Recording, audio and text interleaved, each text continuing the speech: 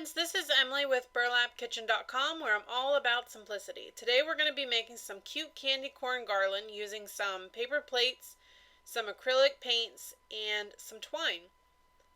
So the first thing we're going to do, you're going to want the paper plates to have the ridging in, the real cheap ones. I think you can get them at Dollar Tree, Walmart, just about anywhere.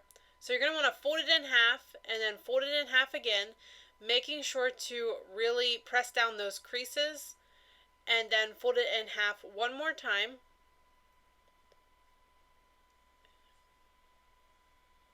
And now we're just going to open it up and I'm going to cut it right in half. And then in half again. Now I like to discard the center pieces. I don't know why, that's just a personal preference. You don't have to do that if you don't want to. That piece there that I'm showing you, I'm just going to toss that. And I'm going to cut this one and I'm going to do the same thing. I just feel like that piece gets cut funny sometimes, and that's why I do it. So right now, I kind of screwed up a little bit. Right now I'm hot gluing it. In my blog post, I actually didn't hot glue it just yet. I did that a little bit later on. I'll try to explain that to you as you go. It's really not going to make too much of a difference either way.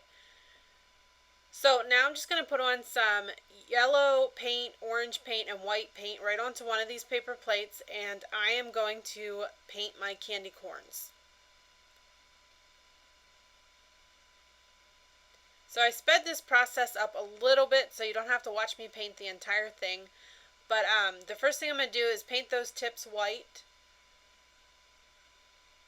And you're just going to paint it just like you see a candy corn. I'm going to paint the tips white.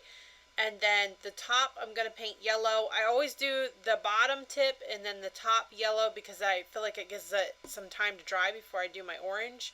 But since I'm doing this as a pre-recorded video, I'm going to go ahead and just hit this with the blow dryer anyways.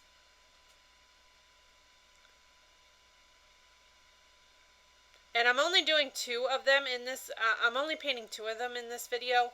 I actually usually put 5 on, 5 or more. So really it just depends how long you want to make your garland.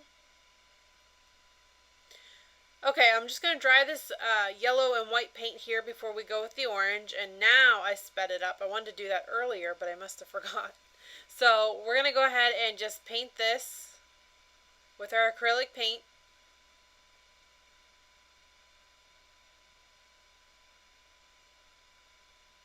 And this would be a really fun craft for the kids to do.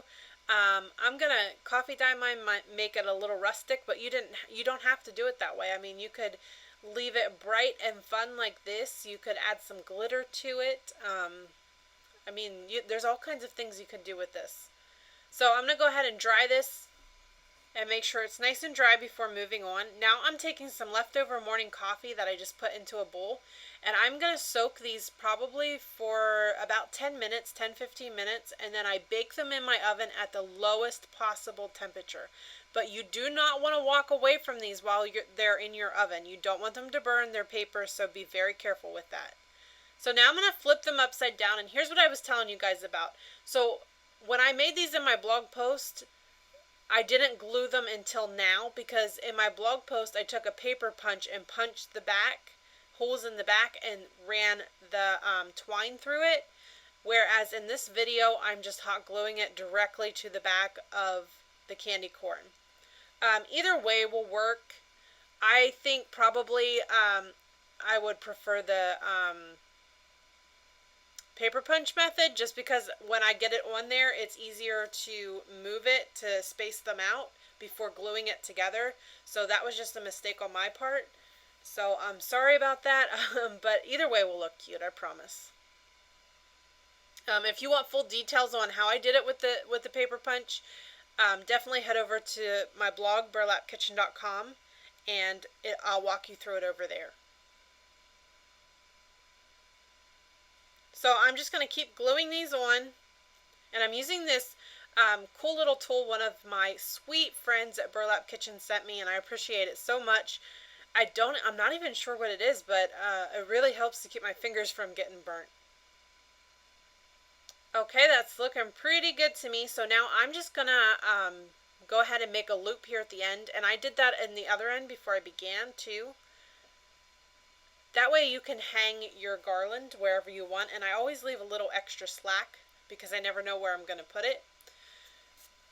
And guys, that is it. I accidentally glued a candy corn to the table there. That's it. This is a super easy, fun craft. Super simple. I hope you enjoyed this. For more great ideas just like this, please visit burlapkitchen.com. Thank you.